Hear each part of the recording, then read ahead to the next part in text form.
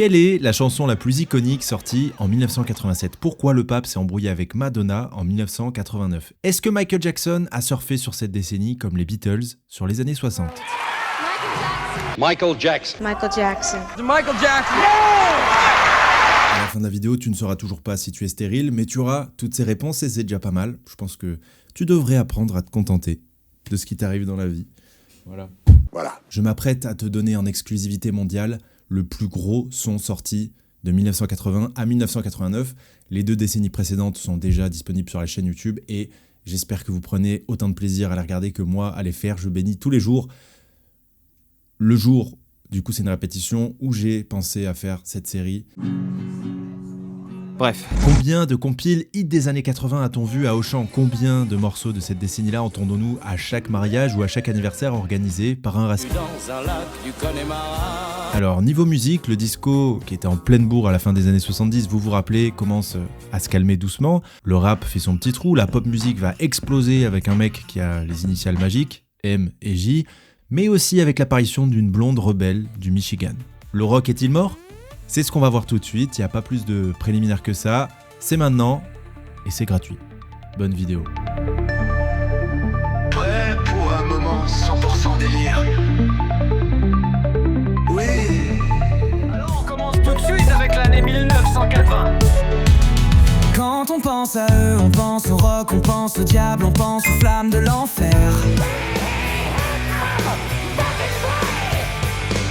Nouvelle décennie, mais on prend les mêmes et on recommence. Enfin, pas exactement les mêmes d'ailleurs, c'est tout le principe de ce morceau et de l'album. À la fin de la dernière vidéo, nous nous étions quittés sur le destin dramaturgique de Highway to Hell et de son chanteur Bon Scott. Mini rappel pour les absents, AC/DC sort l'album en 1979, le groupe devient totalement iconique, Bon Scott fête un peu trop et meurt dans une Renault, une R5. Alors je crois que c'était pas la sienne, hein. Il était beaucoup trop riche pour ça, mais voilà. Il faut imaginer le reste du groupe. T'es au sommet de la gloire, mais le chanteur meurt.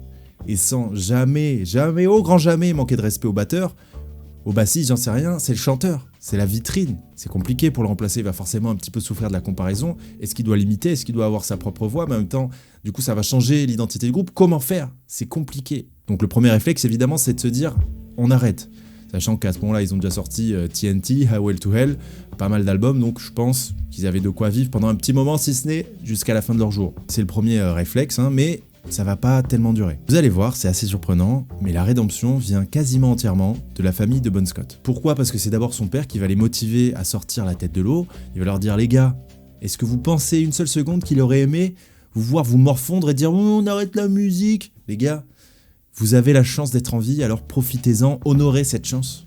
Honorez la mémoire de mon fils et faites de la musique, bordel de merde. J'invente, je sais pas s'il a dit ça, mais en tout cas, il les a motivés. Et ensuite, anecdote improbable, c'est Bon Scott lui-même qui aurait loué les capacités de chanteur de Brian Johnson, le successeur, parce que il aimait bien son travail avec son ancien groupe et qu'il s'était croisé sur un festival. Donc il décide de l'appeler pour une audition à Londres. Et là, il faut imaginer qu'on est seulement 1 ou 2 mois après la mort de Bon Scott. C'est un moment très lourd, chargé en émotions. Au-delà d'être un homme au capital sympathie infini, un beau gosse que toutes nos mamans rêvaient de conquérir le temps d'une soirée, Brian Johnson a un immense respect pour Scott. C'est avec les larmes aux yeux qu'il interprète Whole Lotta Rosie, qu'il connaissait par cœur parce qu'il le chantait très souvent avec son groupe. Un deuxième morceau et c'était plié, le groupe est totalement sous le charme de Brian Johnson et apparemment ils auraient souri pour la première fois depuis la mort de leur pote. Vous imaginez bien la pression, le fardeau, les épaules qu'il faut pour succéder à Bon Scott. Et c'est toute la difficulté des premières sessions studio. Comment ajouter son identité propre tout en respectant l'héritage de Scott ? Eh bien, c'est l'épreuve qui l'attend aux Bahamas, là où il rejoint le groupe, au mythique studio Compass Point. Donc on est sur un mélange assez spécial entre un groupe ultra confirmé, déjà connu, iconique, etc.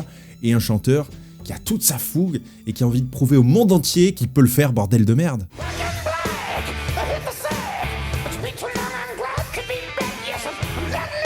Les Bahamas, c'est très cool, il fait beau, le sable est fin, l'eau est turquoise, il y a des gros culs, enfin voilà, tout ce que peut demander un homme, sauf que pas du tout. Parce qu'ils se prennent une tempête, une énorme tempête sur la gueule, d'ailleurs ça va les inspirer pour l'intro de l'album. C'est des artistes, hein, attention, il se passe une connerie dans leur vie, bam, tac, tac, tac, tac, tac, on processe, on fait de la musique, on gagne de l'argent. C'est génial. Mais enfin bref, c'est une grosse tempête, donc ça rend les sessions d'enregistrement assez chaotiques. Apparemment, il y a carrément eu des invasions de crabes dans leur studio.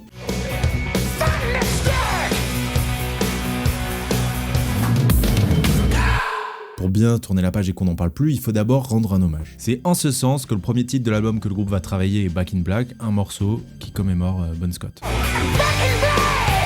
Tétanisé, la légende raconte que Brian Johnson a vidé une bouteille entière de whisky en écrivant le texte du morceau. En vrai, il a peut-être pris 3 verres, mais j'aime bien imaginer que cette anecdote est vraie. Plus le whisky, bon, c'est un alcool, voilà, pour vider une bouteille, il faut quand même avoir du poil sur son torse, hein, sinon tu peux pas le faire. C'est pour ça que le résultat est assez décousu. Évidemment, les refs à Bon Scott sont assez nombreuses.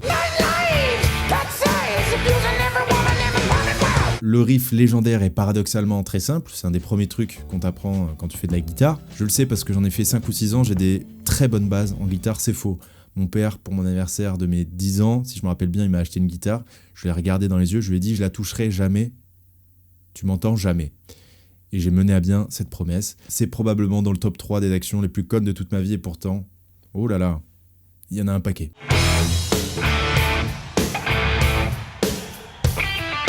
D'ailleurs, à la base, c'était juste un riff que Angus Young utilisait pour répéter. À mon avis, il avait pas du tout conscience qu'il avait la base d'un des meilleurs morceaux de rock de tous les temps. Parce que oui, Back in Black peut prétendre à ce titre. Quel autre morceau de rock a été repris par un Orelsan de 25 ans totalement incel ?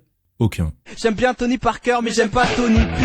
Si t'es d'origine asiatique, je te débriderai comme un pioui. En digne représentant de Victor Hugo, il écrit sur Bada Bing, qui est soit dit en passant le morceau probablement le moins bien enregistré de sa carrière. Tu perds du poids pour mettre un slim assorti à tes fausses Ray-Ban. Tu peux faire un régime, tu seras toujours une grosse pédale. Ce qui nous fait une belle transition pour le sponsor. Ça, c'est moi qui branche mon casque pour écouter le dernier album d'Iliona et faire semblant à mon corps et mon cerveau qu'on vient de me quitter, alors que j'ai pas été aussi heureux depuis 2012. Effectivement, depuis 2 mois, je suis sous Qobuzz et c'est exceptionnel. C'est mieux que de fumer un buzz, c'est mieux que d'avoir le buzz de Squeezie. En gros, c'est une plateforme de streaming musical qui propose une expérience sonore et éditoriale incomparable avec ce que tu connais. Écoute-moi bien, c'est 100% français et 100% pour les gros kiffeurs. En plus, si tu le prends avec mon lien en description, t'as 2 mois d'essai gratuit, donc tu peux économiser 25 balles et voir si ça te plaît à la fin. Est-ce que tu gardes, est-ce que tu gardes pas, c'est tes choix en fait. Moi je t'oblige à rien. Et en plus vous ferez une bonne action parce que Qobuzz c'est la plateforme qui rémunère le mieux les artistes en moyenne. Il y a plus de 100 millions de titres, donc le catalogue est tout aussi étendu que sur les autres plateformes, hein. Vous retrouverez tous les styles de musique, donc du rock, de la pop, du jazz, t'as compris. Mais là où il y a une vraie plus-value, c'est sur la qualité du son non compressé et en haute résolution jusqu'à 24 bits. En gros, c'est une qualité studio qui dépasse largement tout ce que vous connaissez. Mais ce qui est génial, c'est qu'on a le choix, on peut à tout moment changer, écouter notre musique en qualité ARS, ou CD, ou MP3. En plus, Qobuzz offre un contenu éditorial unique qui vient compléter l'expérience musicale avec des articles, des playlists, et tout ça c'est géré par des humains derrière qui tentent de vous faire découvrir de la musique qui sort un peu des top 50. C'est aussi une bonne solution pour les diggers affamés quoi. Donc si la musique et pas que le rap c'est vraiment important pour vous, allez-y, foncez. Il y a 2 mois d'essai gratuit au lieu d'1 avec mon lien, donc faites-vous plaisir. Tentez l'expérience, soyez curieux. Et en plus, aujourd'hui, il existe plein d'outils pour transférer ces playlists gratuitement sur une autre plateforme, je pense à Soundees par exemple. Bref, merci à Qobuzz et on passe à la suite. On enchaîne avec l'année 1981, voici les concurrents. Oh yeah. C'est l'année où la France a élu Mitterrand. Oh yeah.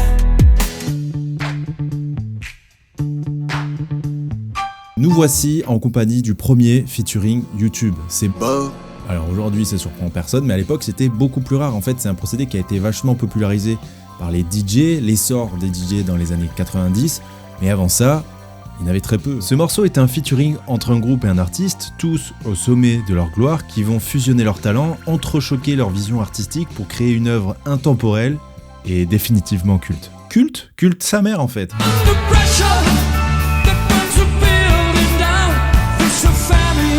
Deux artistes qui se connaissaient bien avant de faire de la musique, puisque l'un, David Bowie, fréquentait régulièrement le marché de Kensington à Londres, où l'autre, Freddie Mercury, vendait des fringues pour subvenir aux besoins de sa famille. Salam les Roya. Et l'histoire de ce morceau, messieurs dames, commence au même endroit que la carrière de Paul Mirabel, c'est-à-dire à Montreux. Queen et Bowie se sont retrouvés un peu par hasard dans le studio Montaigne à la même période, et c'est l'ingé son, fan des deux groupes, qui leur dit « Mais les gars, c'est trop con. Vous êtes au même endroit, au même moment. Faisons un titre iconique, merde !» Alors à ce moment-là, Queen travaille sur un titre qu'ils apprécient, mais ils savent pas vraiment quoi en faire, pas assez non plus pour le continuer. Donc c'est là, David Bowie l'écoute en studio et se dit là, il y a quelque chose à faire. Je sens qu'il y a une base sur laquelle on peut travailler. Ok, On va le faire ce titre. Et effectivement, cette base-là deviendra Under Pressure.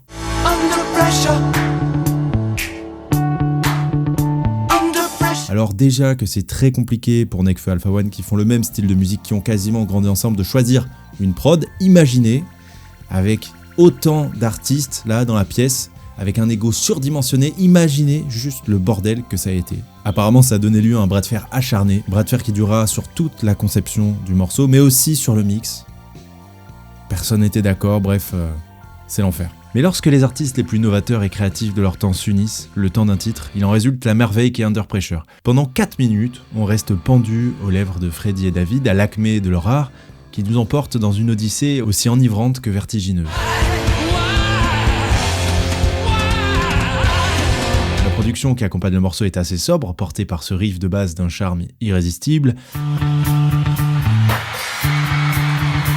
et laisse toute la place nécessaire aux deux monuments pour s'exprimer. À sa sortie, le titre est évidemment un succès vrombissant et devient le 2e single de Queen, le 3e pour Bowie à se placer à la première place des charts. Queen le jouera régulièrement sur scène, Bowie lui le jouera pour la première fois en live lors du concert à Wembley en hommage à Freddie Mercury, et il interprétera la chanson avec Annie Lennox, membre des Eurythmics.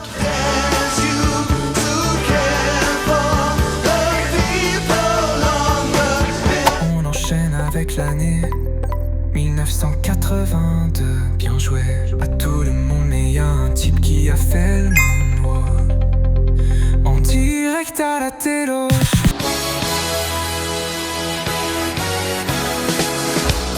Dans la vidéo sur les années 70, souvenez-vous, on parlait de Bohemian Rhapsody comme potentiellement le morceau le plus iconique de tous les temps. Bon bah là, on a un beau concurrent quoi. Alors j'avais déjà beaucoup parlé de l'album dans ma vidéo sur les 10 albums les plus vendus de tous les temps, donc je vais vraiment me concentrer sur le titre. J'ai quand même envie de répéter 2 infos parce que ça me casse la tête à chaque fois. Michael a 25 ans et c'est son 19e album, voilà. Réfléchissez à vos vies. Et deuxième info que j'ai envie de répéter, le disque Off the Wall s'était très bien vendu, succès critique, etc. mais n'avait pas gagné au Grammy, n'avait pas été récompensé, ce qui a énormément énervé Michael, qui s'est dit « Ok, bah, le prochain album que je fais, c'est l'album ultime ». Ça fait vraiment penser à Michael Jordan pour ceux qui ont vu The Last Dance. Encore une ressemblance entre ces deux icônes. Pour l'album, il décide de continuer de travailler avec Quincy Jones, la légende, hein, un gars qui a été nominé 80 fois, je crois, au Grammy. I think Quincy Jones was the greatest producer to me. Pour l'écriture, c'est Rod Temperton et il avait cette gueule-là, comme quoi tout est possible les mecs, croyez en vos rêves, ne lâchez jamais. Pour cet album, MJ décide de s'inspirer des plus grands chefs-d'œuvre de l'histoire de la musique, donc de La peur de l'échec d'Orelsan. J'ai comme envie de sauter dans le vide. Non, je déconne, il s'est inspiré de Casse-Noisette de Tchaïkovski et ça, c'est pas une vanne pour le coup, il dit à ce sujet, c'est Tchaïkovski qui m'a le plus influencé. Si vous prenez un album comme Casse-Noisette, chaque chanson est une tuerie, chacune. Et c'est vraiment l'objectif de Thriller, hein, qui ne comporte que 9 morceaux, mais alors 9 hits planétaires. Alors, le morceau était déjà très fort au sein de l'album, mais il faudra attendre le clip pour qu'il devienne iconique, pour qu'il gagne ce statut petit à petit.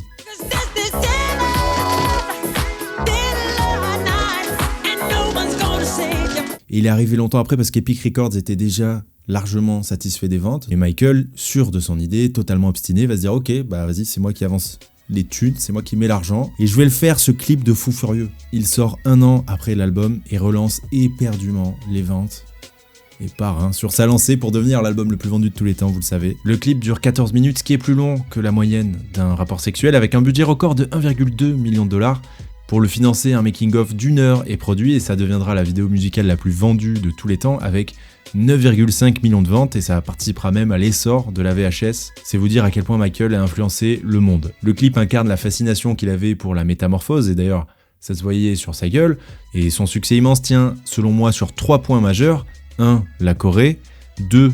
Le moment de transformation, et 3. Les effets spéciaux totalement novateurs pour l'époque. Alors pour ce qui est du stylisme, il faut savoir qu'il y a eu un énorme budget mis en place, et d'ailleurs l'iconique veste rouge de Michael est une commande faite personnellement à Karl Lagerfeld. C'est faux, c'est juste une veste qui a été achetée en friperie. J'aimerais tellement discuter avec la personne à qui appartenait la veste avant. L'album deviendra petit à petit le plus vendu de tous les temps. Aujourd'hui, il semble s'approcher des 70 millions de ventes. À ce moment-là, il est devenu le premier artiste afro-américain à passer sur MTV, ouvrant la voie pour des générations à venir. Les clips qui étaient souvent, à cette époque-là, très peu travaillés, vont devenir un outil marketing énorme après Thriller, et vous allez voir, on va le voir même dans cette vidéo.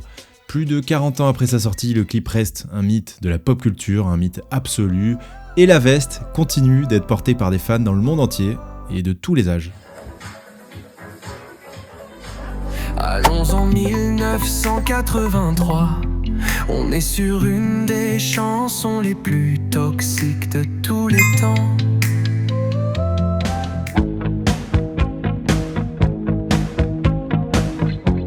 Prenez vos carnets et notez bien ce que je vous dis. Qu'est-ce qui inspire le plus les artistes ? 1. L'opium. 2. Le NSI. 3. Se faire larguer comme une grosse merde. Et là, on est sur la troisième option. Suite à une peine de cœur, Sting va écrire le morceau qui recevra le titre honorifique du morceau le plus joué à la radio de tous les temps. J'ai nommé Every Breath You Take. Pour les non-anglophones, ça veut dire « il fait pas un peu frais en ce moment ?» Si. Mais c'est normal, c'est souvent comme ça en automne. Ah, ok. Bon, il faut toujours prendre des pincettes quand on parle du titre le plus passé à la radio de tous les temps, parce que, écoutez-moi bien, c'est moi qui vous le dis, personne n'a épluché les 120 ans de programme sur toutes les radios dans tous les pays du monde. C'est impossible à faire, voilà.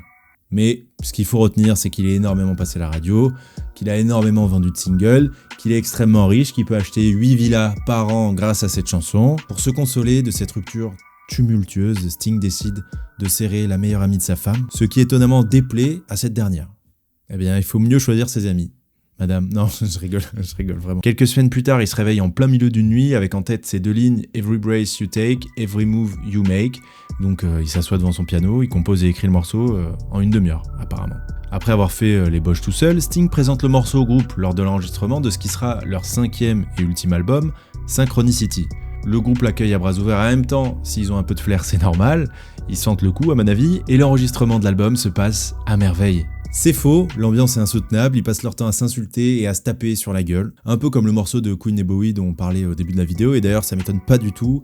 J'ai grandi avec un père chanteur dans un groupe qui avait plein de potes d'icos, etc. Et je peux vous dire que même au niveau le plus amateur du monde, avec aucune pression sur les ventes, je sais pas quoi, les gens sont prêts à se déchirer parce qu'ils ont une vision différente. C'est très compliqué de faire des projets créatifs avec d'autres personnes. Et c'est de plus en plus dur, je pense, en vieillissant, parce que ton identité ne cesse d'être marquée, et c'est de plus en plus dur de la diviser, de la partager avec d'autres. Mais de ce tumulte va naître un chef-d'œuvre qui sera évidemment repris dans un nombre incalculable de scènes. Prenez-moi pour un fou ou un jeuniste, comme vous voulez, mais pour moi, cette scène de Stranger Things, là, c'est déjà un classique.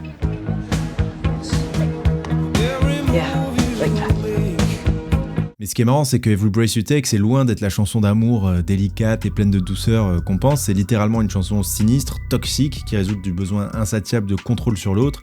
Sting lui-même confesse qu'il avait en tête la figure de Big Brother quand il l'écrivait.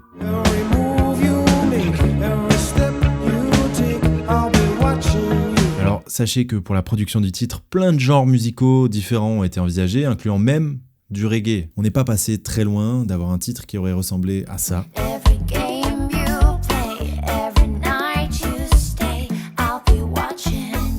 À sa sortie, c'est juste un raz-de-marée, il prend la première place aux États-Unis et dans beaucoup de pays du monde. Il remporte le tout premier MTV Music Video Award de l'histoire avec son clip novateur en noir et blanc.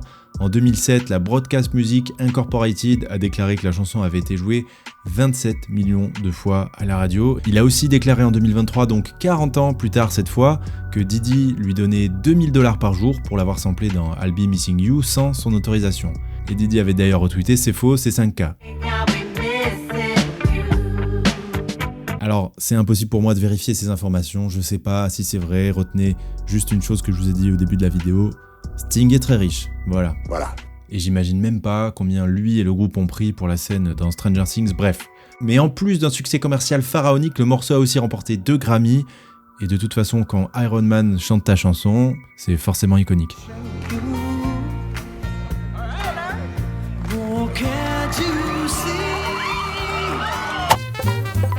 C'est parti pour 1984. Mon son préféré, c'est Alléluia. Alléluia. Ça me rappelle Shrek, mais c'est pas un top sur mes goûts.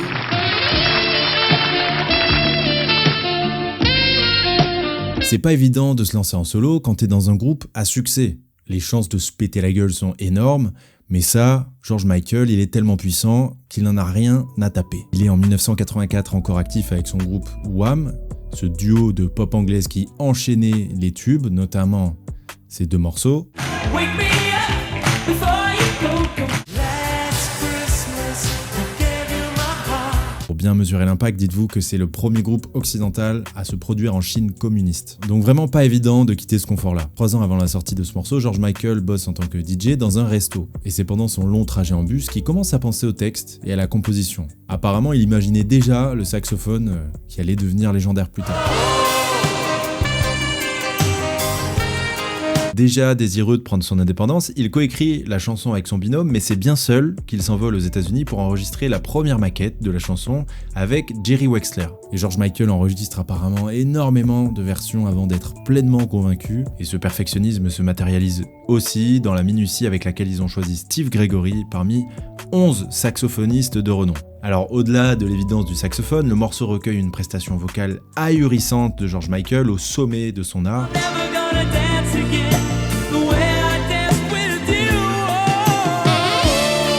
Le texte, loin de l'ambiance très sexuelle et onirique qu'on lui prête de prime abord, est fondamentalement sinistre et relate une histoire de tromperie qui hante George Michael depuis son adolescence.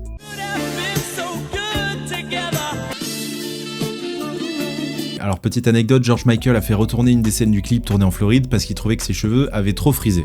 Bon, le morceau bombarde toute la planète, il fait 7 fois platine aux États-Unis, plusieurs fois platine ou diamant dans 20 autres pays. Et dans les années 2000, il avait regagné en popularité avec Sexy Saxman qui jouait torse nu dans des lieux publics. Les gens intelligents ne sont pas toujours ceux qui parlent le mieux. Simple, le mec qui commence à péter un câble, basique.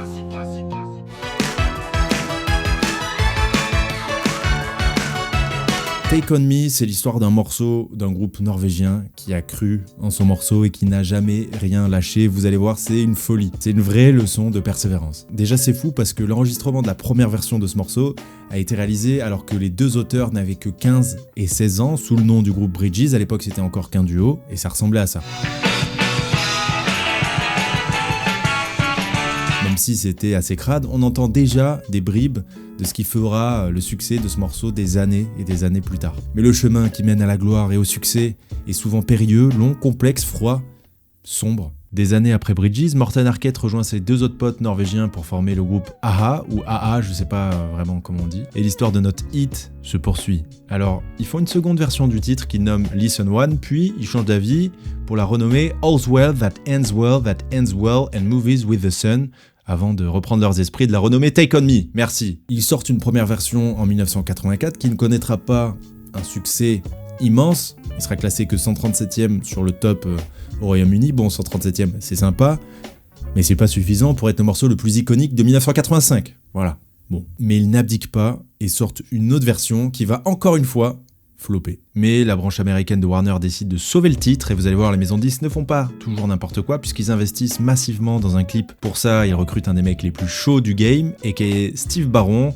Et Steve Barron, c'est pas n'importe quel Steve. Le mec, il a réalisé les clips d'Africa de Toto, il a réalisé Billie Jean ou I Have Nothing de Whitney Houston. Et donc ce clip, c'est un mélange de prise de vue réelle et d'animation rotoscopique.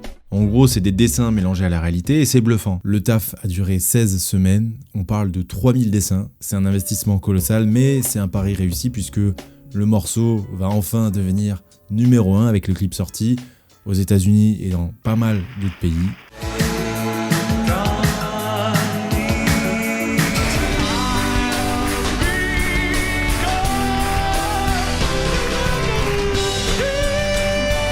Et pour moi, on est à peine 2 ans après, mais on peut déjà mesurer l'influence de Michael avec Thriller. Les clips ont désormais le pouvoir de changer la trajectoire d'un groupe ou d'un morceau ou d'un album. Et dernière petite anecdote, et pas des moindres, en 2020, la chanson devenait la 5e sortie au XXe siècle à passer la barre du milliard de vues sur YouTube.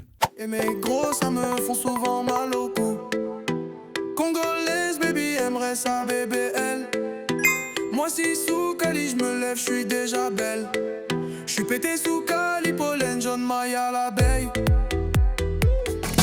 Last night I dreamt of San Pedro. Dans les années 80, une diva apparaît sur le devant de la scène, prête à bousculer les codes de la pop. Cette diva sulfureuse, irrévérencieuse et impétueuse, vous l'avez compris, c'est Madonna. L'histoire de La Isla Bonita commence sous la plume de Patrick Leonard, un auteur-compositeur star des années 80 qui avait auparavant déjà travaillé avec Pink Floyd, Elton John ou Fleetwood Mac. Et avant d'atterrir entre les mains de Madonna, il se murmure que Patrick Leonard avait proposé la chanson à un jeune chanteur qui s'appelle Michael Jackson pour son album Bad. Sauf que Madonna, c'est pas Michael, elle flaire le bon filon et commence directement à peaufiner le texte pour qu'il colle un peu plus à son image. Pour la première fois de sa carrière, elle emprunte des sonorités hispaniques, chose qui ne la lâchera pas pour la suite de son aventure musicale.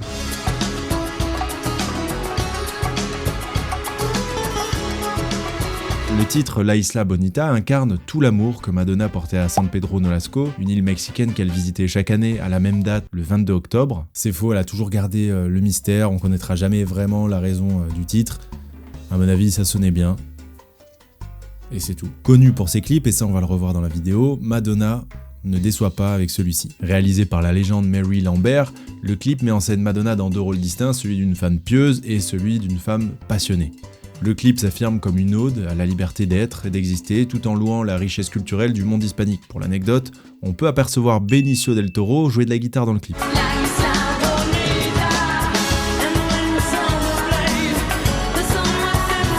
Avec Isla Bonita, c'est la 11e fois consécutive que Madonna rentre dans le top 5 aux États-Unis, un record qu'elle partage avec Elvis et les Beatles. Le morceau explose littéralement en Europe, comme en France où il détrône le classico-classique Viens boire un petit coup à la maison.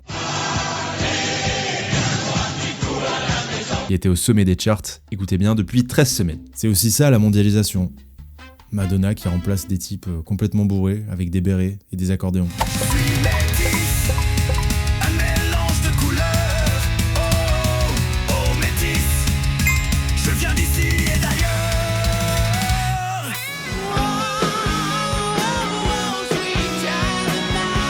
Ce morceau est un des plus grands tubes de l'histoire du rock. Pourtant, avant de sortir cet album, le groupe était quasiment inconnu. Et vous allez voir, comme beaucoup de chansons géniales, elle est née d'un contexte chaotique. En gros, Axl Rose, le chanteur de Guns N' Roses, est abandonné par son père et battu par son beau-père.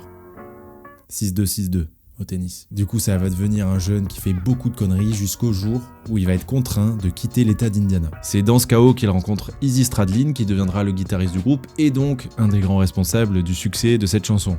Les 5 ans qui précèdent la sortie d'Appetite for Destruction, leur premier album sorti en 1987, Axl vit au jour le jour dans la rue. Le reste de sa vie va dépendre du succès de cet album. C'est ça la mentale à ce moment-là. Alors le titre naît d'une jam session, chacun improvise son petit truc, quand Izzy joue les premières notes du riff devenu aujourd'hui légendaire.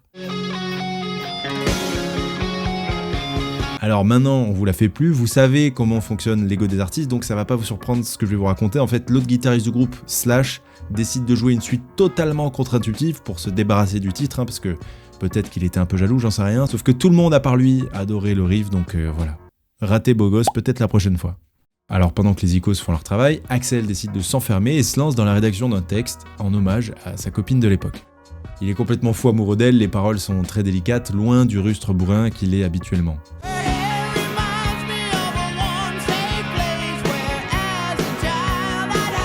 Habitué au hard rock virulent, Axl Rose tenait absolument à garder ce morceau beaucoup plus doux qui tranchait vraiment avec le reste de la discographie et de l'album. Inspiré notamment de ce groupe impossible à énoncer là, Lynyrd Skynyrd.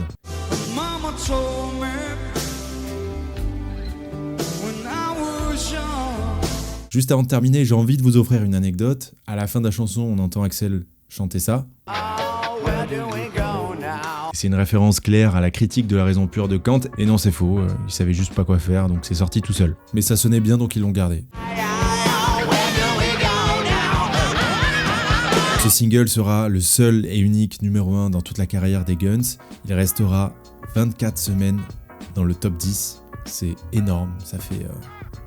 je sais pas combien, ça fait 6 mois, un truc comme ça. D'ailleurs, cette même année, ils n'avaient pas forcément prévu le succès qui arriverait, donc ils étaient programmés pour faire la première partie sur la tournée d'Aerosmith, sauf qu'ils vont très vite devenir plus populaires qu'eux, ce qui va rendre la chose un peu délicate. Il a été en 2019 le premier morceau sorti dans les années 80 à dépasser la barre du milliard de vues sur YouTube, et il a offert 7 scènes légendaires. Vous aviez compris que je m'étais infiltré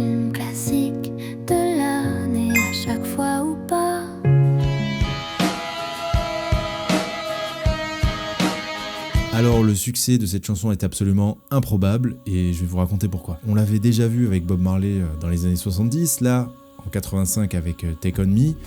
Parfois, le succès se fait attendre. Mais pour cette chanson, sortie initialement en 1988, il faudra attendre 11 années pour qu'elle commence à peine à devenir culte. Les Pixies, c'est l'histoire de 4 potes, donc Black Francis, Joey Santiago, Kim Deal et David Lovering, qui créent un groupe de rock alternatif en choisissant un nom au pif dans le dictionnaire parce que Pixies, ça sonne bien. Mieux que Patinoire, par exemple, ou Biafine. Black Francis adore aller à Porto Rico, mais pas du tout pour enchaîner les culs secs de Rome et faire l'amour à des femmes très séduisantes sur la plage en écoutant le dernier album de Black Bunny. Non. Son truc à lui, c'est la plongée et les poissons. Et la nature imprédictible et fascinante du monde sous-marin lui inspire le texte de la chanson.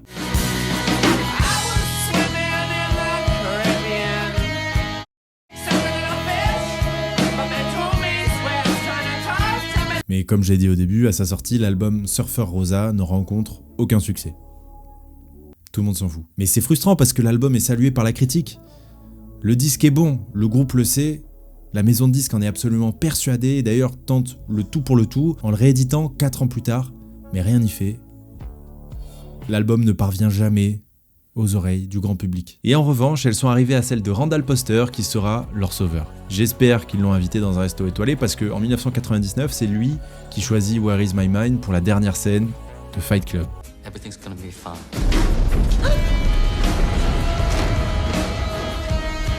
Et le plus fou, et vous le savez sûrement tous, c'est que Fight Club a d'abord été un méga flop, c'est-à-dire que vraiment, la chanson voulait pas marcher quoi.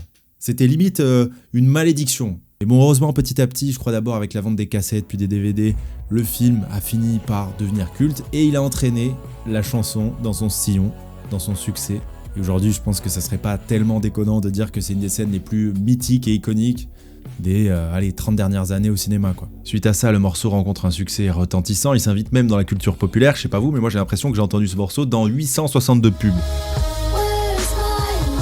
Des pubs, oui, mais aussi dans l'espace parce que le robot Rover actuellement sur Mars joue le morceau à chaque fois qu'il s'allume. Bref, merci à Randall Poster, sans qui je pense que j'aurais jamais entendu cette chanson, probablement que toi non plus. Donc remercions-le et passons à la dernière chanson. Attention!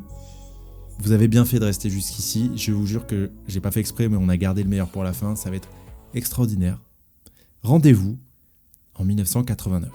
Bien joué, vous êtes allé au bout de cette vidéo.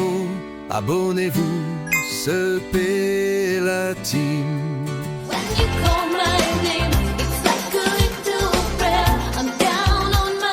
Cette chanson implique beaucoup trop de choses, vous allez le voir, dont le pape lui-même. C'était pas une douille que je vous ai mis comme ça en intro. Au milieu des années 80, après La Isla Bonita dont on a parlé, sa renommée est à son paroxysme. Chacune de ses prises de parole est méticuleusement disséquée et sa voix porte plus loin que jamais. Mais en 1989, elle est un tournant, elle vit un moment assez compliqué.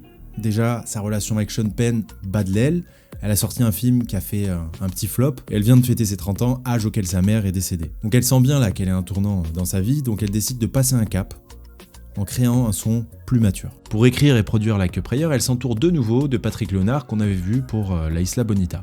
L'ambition ? Jouer sur plusieurs tableaux. En résulte alors ce morceau pop-rock dans lequel elle inclut des éléments de gospel. Entre le titre et le gospel, on peut imaginer un texte très pieux, sauf que c'est mal connaître Madonna, évidemment c'est tout l'inverse.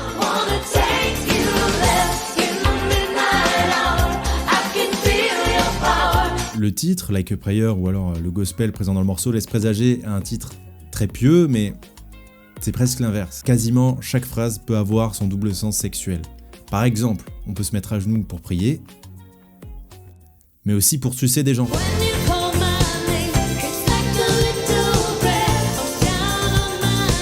Alors, tout le monde lui conseille d'abandonner ou alors de retravailler le morceau, mais elle refuse. Et au lieu de ça, elle va tourner un clip encore plus provocateur.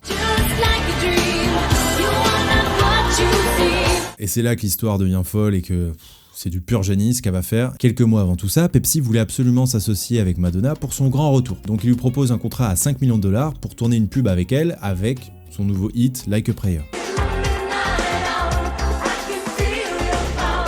Apparemment, la pub aura été diffusée devant plus d'1/4 de milliard de spectateurs. tout se passe bien, c'est génial. Mais le lendemain, et attention c'est là que c'est génial, elle sort le vrai clip. Avec notamment cette scène. Alors même si c'était pour dénoncer les violences policières contre les Afro-Américains, le Vatican pète un câble et crie au blasphème. Le pape lui-même appelle au boycott de Pepsi et de toutes ses filiales. La marque panique et annule le partenariat qui va quand même garder les 5 millions de dollars. C'est un coup de génie. C'est ce que les 2007 appellent une masterclass. Et MTV l'a nommé le clip le plus révolutionnaire de tous les temps. Rien que ça. Le titre devient le 7e numéro 1 de Madonna et parachève de la propulser en tant qu'icône internationale. C'est ainsi que nous avons terminé cette décennie. On se retrouve pour la prochaine avec, j'espère, bordel de merde, l'arrivée du rap peut-être, hein, dans les morceaux iconiques. Ça serait cool. Merci à Cobuzz. Allez faire du bien à vos oreilles et essayez leur plateforme de streaming. Merci aussi à Théo qui a écrit avec moi cette vidéo. La bise et à la prochaine. Je suis pété sous Cali.